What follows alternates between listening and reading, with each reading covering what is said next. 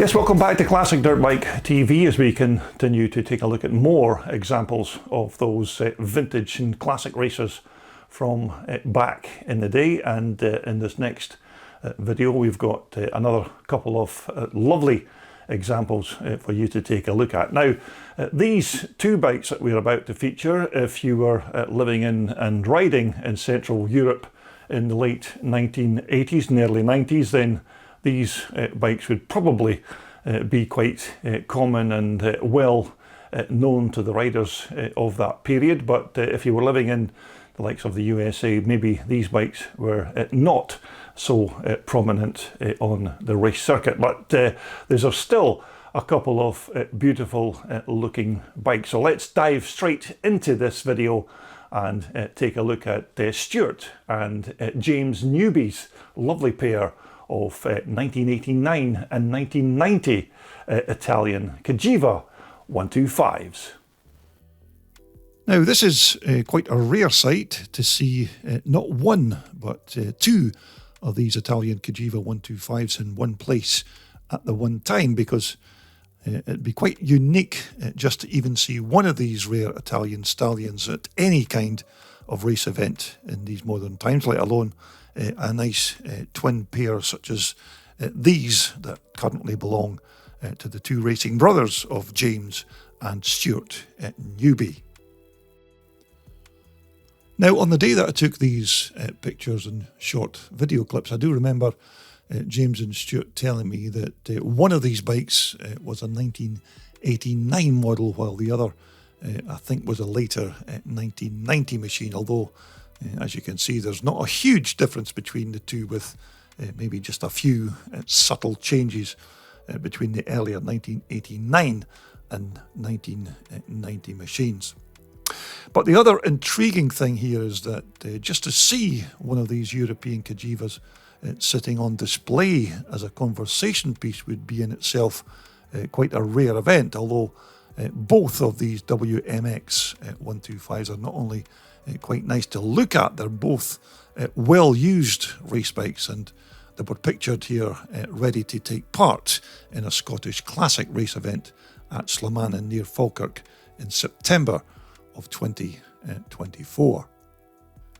But I'm quite sure that you're already genned up as to the history of the Cagiva motorcycle company, when it was all started away back in 1950 by Giovanni Castiglione in Varese in Italy, when they began by manufacturing small metal components. And it was really Giovanni's sons of Claudio and Gianfranco who actually started the motorcycle manufacturing part of the business in 1978, building all manner of road-going and off-road bikes. And just in case you're remotely interested, the name Cagiva is actually derived from the founder's name of Giovanni Castiglione, and of course the company's founding location, which was in Varese in Italy, to give the company its trading name of Cagiva, which in its native Italy it was certainly a household name. Although the Cagiva motorcycle company's history is certainly comprehensive and far too detailed to list all of its achievements and model lineup in this quite short video, but it's still worth taking the time to surf the internet and get the full story on this very intriguing Italian motorcycle manufacturer. And during their rise to fame, Cagiva also bought out various other motorcycle brand names, including the likes of Moto Marini and even Ducati in 1985, and even bought over the Swedish Husqvarna motorcycle company in 1987, which is why when you take a look at some of the 1990 Husqvarna 125s of that year, they're all more or less identical to these Cagivas, and parts from both of those bikes are quite easily interchangeable, although of course the bike's graphics and logos are obviously different. So let's just take a look at some of the parts fitted on these Italian Stallions, beginning of course with the chassis on both of the bikes, which surprisingly was still a tubular steel frame even for the late 1980s or early 90s, but bolted onto the back of the frame it was a simple removable steel subframe, which was usually dismantled from the main chassis by simply undoing just a few bolts. But the frame on these 125 Cagivas was still pretty strong and quite well engineered, as of course most Italian motorcycles were at that time. Now here at the back end of both of the bikes, it was a simple box section alloy type swing arm, which despite its aluminium construction, it was still very strong and again well made. And as far as I'm aware, there were never really any instances reported of cracks or failures of these swing arms. So again, more top quality items from Cagiva. But as we move on to these fantastic little 125 power plants, which were of course a liquid cooled two-stroke, and if my aging memory serves me correctly, I think these engines had a bore of 56 millimeters, and I think it was a stroke of just over 50 millimeters or thereabouts. But the punch that these little compact Cagiva motors had was pretty awesome, and just like all 125 two-strokes of their day, these little engines thrived on revs, and as long as you kept them buzzing, they'd always reward you with quick and usable power. Now, to feed the fuel on our 125 Cagivas, I'm pretty sure that these engines had an Italian Dell'Orto carburetor fitted as standard, but it looks like one of the guys have swapped it on this engine and fitted what looks like a flat slide key-in item. But of course that pre-mixed fuel and oil was also fed through a reed valve block, which in the case of this motor here was a V-Force 4R item. Whereas by comparison, if you take a look at the other bike's engine, you can see a very similar layout as far as the carburetor and the fueling is concerned, although this engine here appears to have had some bronze coloured Cerakoting done on the cylinder head and the motor's water pump. And as you can see, both of these engines are fitted with Cagiva's CTS power valve, or Cagiva torque increase system, if you want to give it its full title. But basically this was just a thing like a gate valve that raised and lowered to alter the exhaust port timing, but it was a tried and tested system, and it did work extremely well. And here once more on the engine's transmission side, it was a wet oil-cooled multi-plate clutch that was connected to a 6-speed gearbox, so there were plenty cogs inside that transmission there to keep your feet dancing up and down on that gearbox shifter. But you can see that by looking at the clutch casing on this engine here, that it's stamped with the Italian Cagiva logo, whereas if you take a look at the other bike's motor, then you can see that it has the Husqvarna badge on the casing, which I think this is not long after Cagiva bought over the Swedish Husqvarna motorcycle company, which basically means that this is just a Cagiva with a Husqvarna badge, and all of the parts from these Cagivas are all interchangeable with the 125 Huskies of that same period.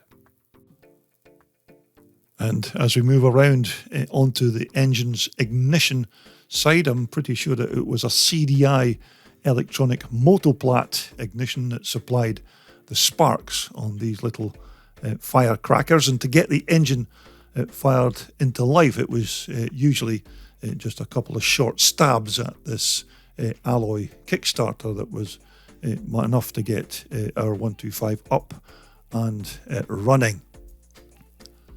But other things on this little compact engine, like the air supply onto the carburetor, was through a foam type air filter that was housed inside this plastic air box. And to gain access to the filter for cleaning and maintenance, it was usually just a simple job of removing the bike's seat, which I think was only held onto the chassis by a couple of bolts. But I have to say, in terms of their power output, both of these Cagiva engines did give some good horsepower for such a small compact 125 engine. But of course, just like all of the other 125s of its day, you had to keep these engines on the pipe just to get the best out of them. But these little Italian ponies were certainly every bit as good as any of the big four Japanese bikes that were around at that time. But moving on to the front forks on both of these bikes, which are fitted with a pair of upside down white power 4054 suspension units, which as I remember were what was fitted to these bikes in that year. And these are the white power units that are fitted onto the number 55 bike, which is Stuart Newby's race bike, and Stuart's brother James also has an identical pair on his 125. But these 4054 white power forks, even in 1990 or 1989, were still very good performers, and they did have a bit of scope for tuning and making adjustments to the rebound and damping. And they had these little red clickers here on the top of the forks, which were just one way of making subtle changes to the suspension's performance.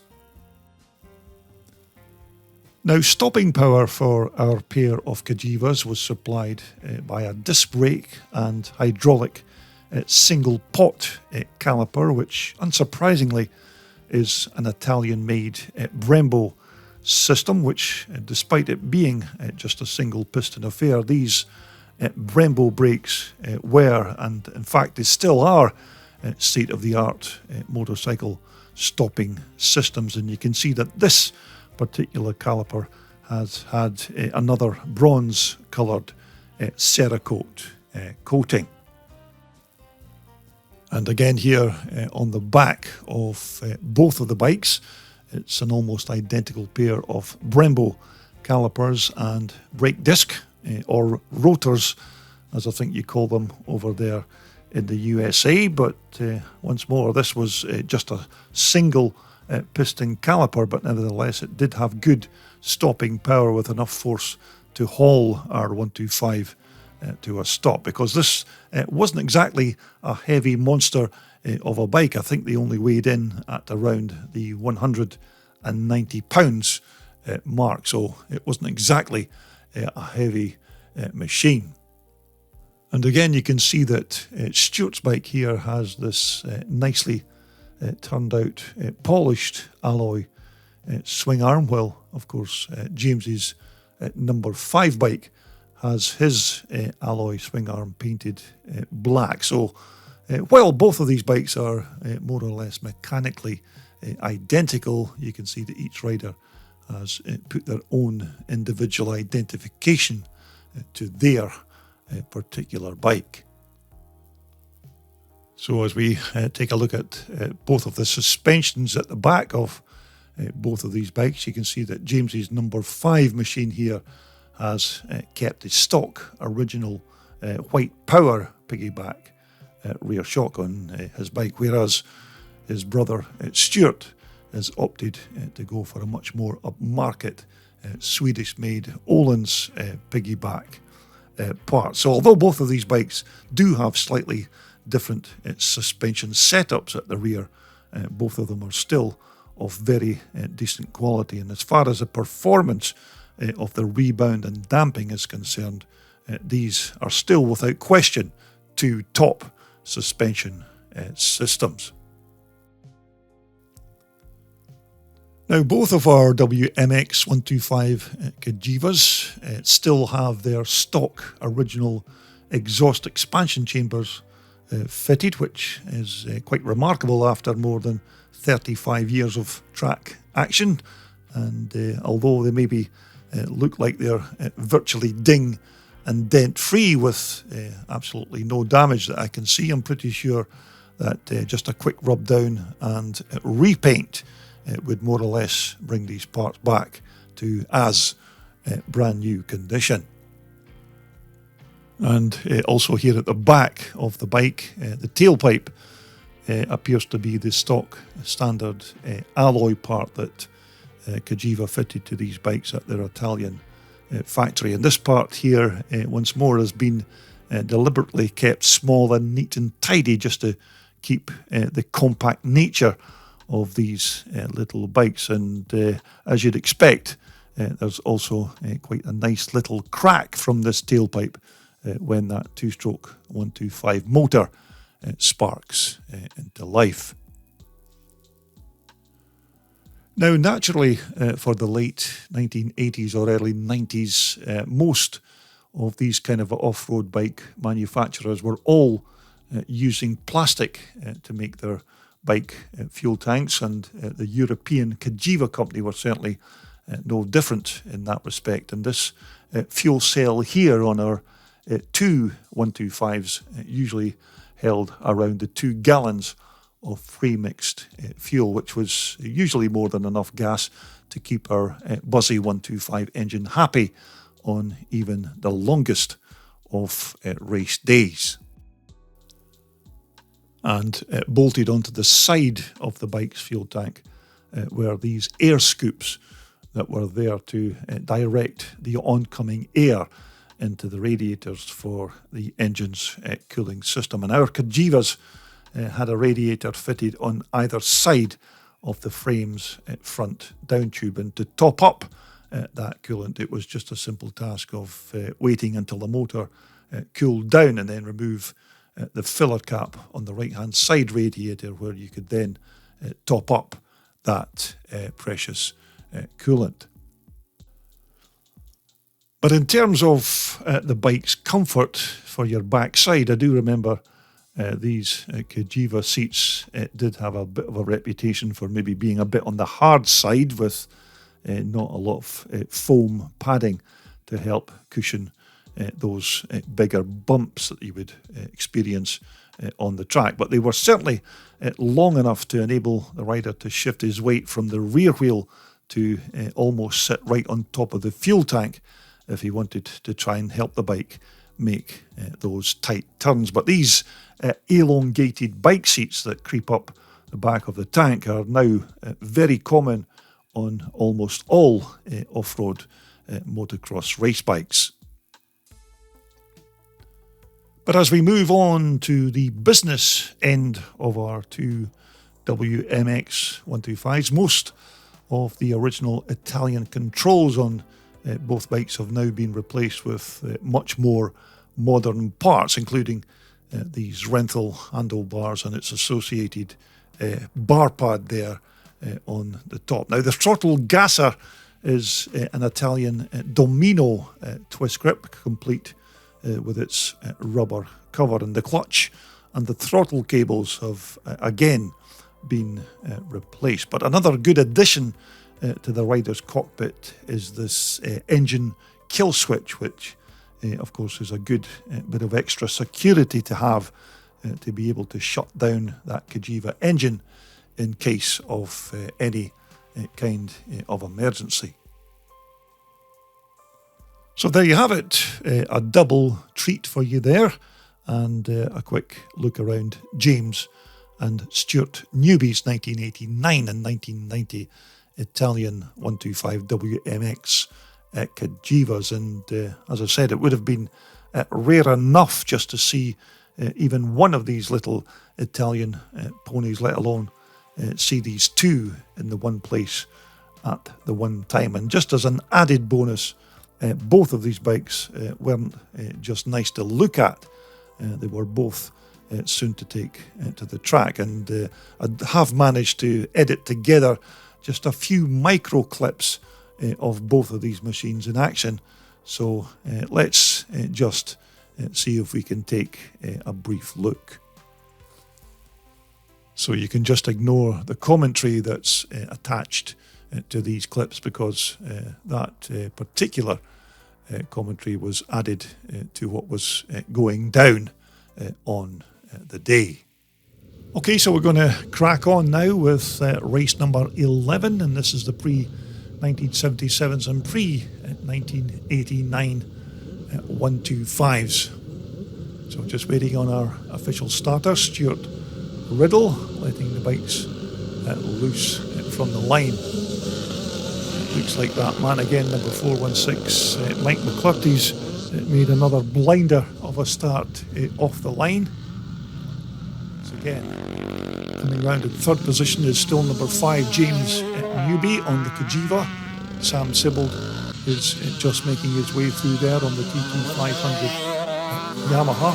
Number 254 is John Miller. Number 55 is Stuart Newby, and Stuart's also Lewis Bell on the CCM. Number 5 in second place in the 125s is James. He heads towards the checkered flag. Liston Bells also went well on the big Jawa, but number 5 James Newby is challenging for that finishing position on the lid at the 125 as we take a look at number 5. That's James Newby on one of those lovely Cagiva. The race leader. Second is number 98 Liston Bell, and third position here is number 5 James Newby on that lovely Cagiva 125. And as I said, this is one of 2 Cagivas that we'll be having a look at in a future video here on my Classic Dirt Bike TV channel. 5 here at Strathallan. James Newby currently in third position on that beautiful Cagiva. James Newby on the 125 Cagiva. So that was just a couple of micro clips there of one of the Cagivas in action on the track, but without doubt a very impressive pair of Italian racers, and great to see these classic Evo bikes in action on the track once again. So a big thanks to James and Stuart Newby for bringing both of these bikes along so that we could have a look around them and see them perform on the track. But these are just a few of the very nice classics that are currently in the pipeline to be featured on my channel in the coming weeks and months. So I do hope that you make sure you either subscribe or at the very least return to CDB TV to take a look at just a few of these little beauties. But until my next video upload, thanks once again for taking the time to tune in. So from myself here at CDB TV, it's goodbye for now.